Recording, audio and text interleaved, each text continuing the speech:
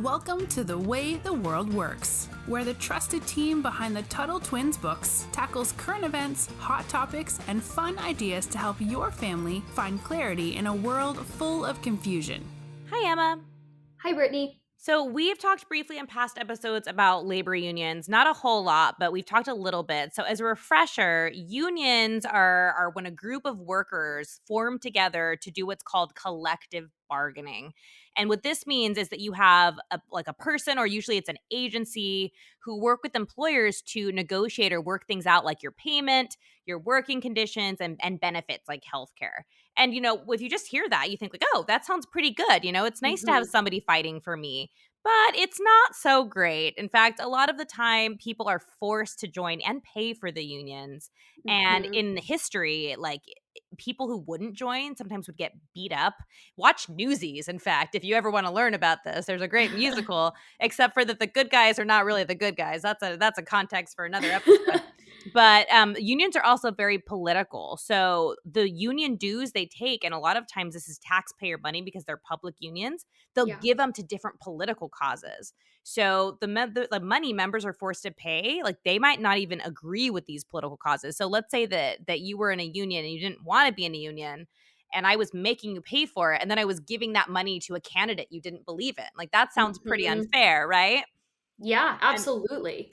And that's exactly what unions do. So unions also get in the way of the market because employers should be working with their employees directly, right? If I hire you, Emma, you and I should be talking and say, I want to make this much, I want to work these hours, and then I'll say like, okay, that works for me, or oh no, that doesn't. You and I should be working together without a middleman.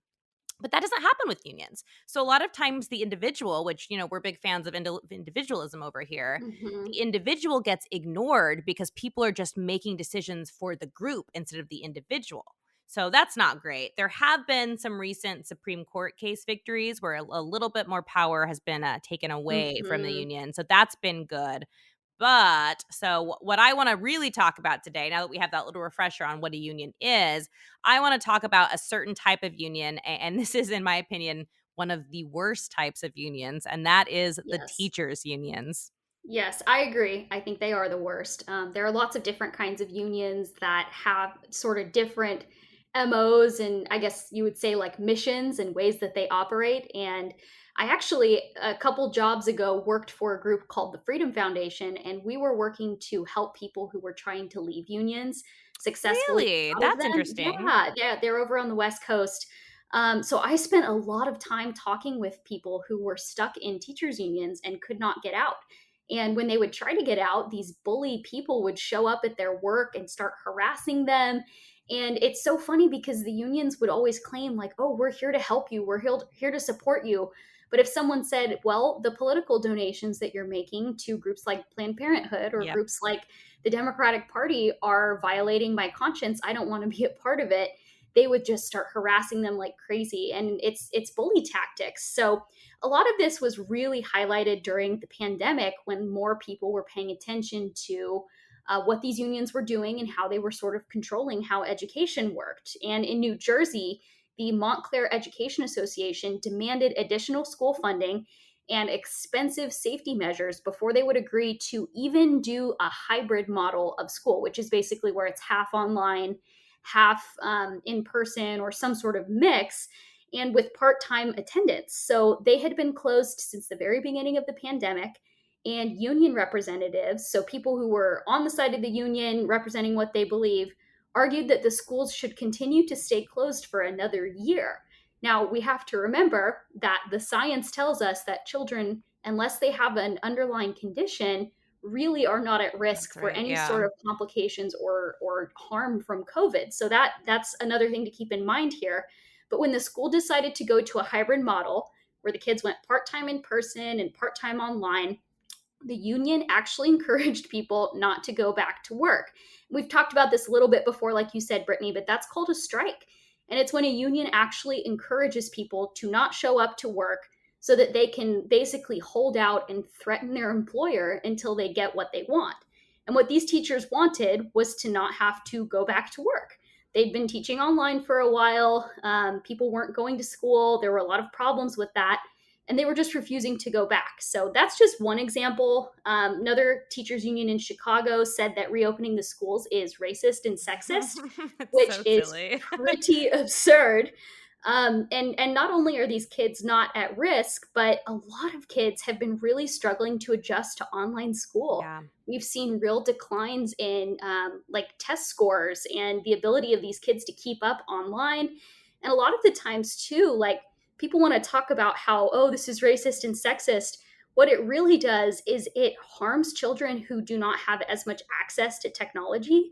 So in a lot of families, not every kid has an iPad or has a laptop. And I don't know if, I've been wondering about that because how are they yeah, going to afford all this? well, yeah, exactly. So, maybe if you're listening, your family has like a computer that you're able to use when you need to do homework or something like that. But I don't know many people where every kid has their own like laptop or computer or iPad I device sure that they can do didn't. school with. No, Yeah. I didn't either. We all use the same old, Yep. really slow computer, and we would all fight over it. But that's another real big problem here is that these kids have really suffered with their education and not been able to get the help that they need from teachers. Teachers have still gotten paid through the whole pandemic, and a lot of them have just completely refused to show up to work. No, that's exactly right. And it's okay. So teachers' unions obviously have the same problems as other unions do, but I feel Hmm. like teacher unions are so much worse because it has to do with education. And, so often they'll say, like, oh, we're looking out for the best interests of the students. But I don't know that that's true, especially since so much of the No. time it's just political power and they're using it to their own benefit. And they're even Hmm. controlling what's taught in school based on their political views. So that's very scary when you think about it. And like you said, they strike often when they don't get what they want or they threaten lawsuits. And to me, that just feels like someone throwing a temper tantrum, right? Like, and Yeah. in the pandemic, it's them literally saying, I don't want to go to work for no real reason. A lot of Mhm. people talk about following the science. And like you said, there's no scientific evidence to say that children are posing a real threat with spreading COVID. So you have Yeah. to wonder, like, okay, this seems so silly. And unions also make it really hard to fire bad teachers. And this is what really Mhm. makes me mad. I think it was John Taylor Gatto. I'm not sure, but I think it was him who wrote about what happens when a teacher is bad. They can't fire them. They basically send them Yeah. to like a big building and they hang around all day and they're still getting paid. So they're getting paid tax Yep. dollars to not do anything. And Yep. so you think Yeah. about that. It's infuriating. But what were you going to say? Well, so I have a personal story here. So in Oh, high dear. Do school, tell. I had a teacher who shall remain unnamed. If he's listening to the Tuttle Twins podcast, for some reason, he's going to know who he is. But he was a psychology teacher. And psychology is a class that should have been really engaging and interesting because it's something Yes, that I it's would love to learn fascinating. more about, Yeah. especially in high school. And when we would show up to class, he basically just told us openly, we're not really going to do very much in this class. We're going to watch a lot of movies. You'll do a little homework here or there. We'll have a couple assignments here or there. But basically, we're just going to watch movies and hang out and chill. And they're not going to do anything about it. And by they, he means the people running the school. He goes, because I have tenure. And that's kind of what John Taylor Gatto was talking about there. Tenure is basically something that teachers get after working for a long time through the union, where it almost makes it impossible to fire them. So that's what he was talking about. He said, I'm not doing my job. I'm not actually going to teach you guys. I'm not going to challenge you or force you to grow or learn anything beyond what you already know. I have tenure and they can't do anything about it. Oh So my goodness. that's really bad. But also you've talked a little bit about the political aspect of that. I want to go back into that for a bit because these people give a ton of money to Democrats and leftist causes, all with our money. And we know that not every single teacher wants to give their money to the Democrat Party. Yep. That's really unfair to them. And ultimately, it's a complete diversion from what unions actually tell people that they're doing. So, not to mention, like, it's helping. Public schools have a lot of problems. The public school system is known for being very wasteful, and only 10 cents of every dollar spent by the Department of Education actually makes it to the classroom. So, the last thing that these schools need are teachers actually making things worse, or teachers' unions, that is. The teachers themselves aren't a problem, it's the teachers' unions. They come in, they take this funding, they pour it into a bunch of Democrat causes. It's totally corrupt. We talked about special interests. Teachers' unions are a massive special yes. interest. And they're one of the biggest reasons that schools stayed completely shut down this year.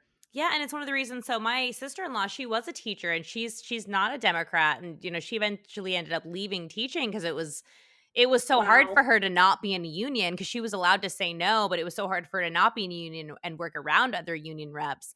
And it's funny, I remember when I was in 7th grade, my math teacher giving us a lecture about how all our parents needed to come to this march because teachers weren't getting paid enough. And Ugh. it's funny to me now because I'm thinking, like, how dare she, like, tell us her politics and give us this Yeah. sob story. Like, that's not what I was in algebra to learn. Yeah. So it's crazy to me. And teachers unions are also pretty scary. They Like, you think are. of these like maybe like old woman teachers, but no, like a lot of them are very scary. They have a lot of political power. We talked Mhm. about appeal to emotions, if you remember. And this is very much Yes. that, oh, think of the children. If you don't support us, you hate school. And I saw one documentary, I can't remember what it was called, where a teacher in a teacher union was basically saying there's no such thing as a bad teacher. Like, it's just there's either bad students or the parents aren't Mhm. letting us do our job. And just like the So market, it's ridiculous. so ridiculous, because just like the market, if you're good at your job, you should be rewarded. And if you're Yes. not good at your job, you shouldn't be. But the unions make that direct, working one-on-one with the people and the people buying the product, which would be, I guess, the students and their parents. They can't really give that market feedback. They don't really have a choice. Yeah, exactly. That's a great way to put it. I like that idea of, the teachers are basically in business with parents and students, and their job is to deliver a product which is quality education and learning and a positive learning environment. And if they're not doing that, then the parents and the students should be able to fire the teacher and say, "You're not doing your job. Yep. We're going to replace you with someone who actually cares about teaching and cares about giving us a good education." But the unions really get in the way of that a lot of the times. And again, it violates a lot of people's conscience to have this money just involuntarily, meaning they didn't sign up for it. It gets automatically taken out of their paychecks a lot of the time. So that's a real scandal that I think a lot of people have finally woken up to in the last year, with everything going on and these teachers unions being so crazy. So I'm glad that more people are realizing it. Definitely, we'll be linking some more info on teachers unions, and kind of you can learn a little bit. I'll link a couple articles that I used to sort of reference back when I was sort of working in this space. But Brittany, do you have anything else to add here? There's somebody great you can follow for the parents who are maybe on Twitter, though I know Twitter is just a terrible place to be sometimes. Corey DeAngelis, he's Yes, one of my really good friends in this space and the movement, and he is always just going after the teachers' he's unions. awesome. They're blocking him all the time, but he does education policy. He's been all over. He did it at Reason. He's been with Cato. So definitely follow him on Twitter. In fact, we'll link to his Twitter, but he's always Mhm. saying some great things. Totally. Yeah. He sheds a lot of light on crazy stuff going on that I think would go unnoticed if he wasn't doing it. Yep. So go, Corey. Awesome. All right. We're going to wrap it up here, guys. Thanks for listening. Brittany, thanks for chatting with Of me. course. Talk to you later. You've been listening to The Way the World Works. Make sure your family is subscribed and check out TuttleTwins.com for more awesome content.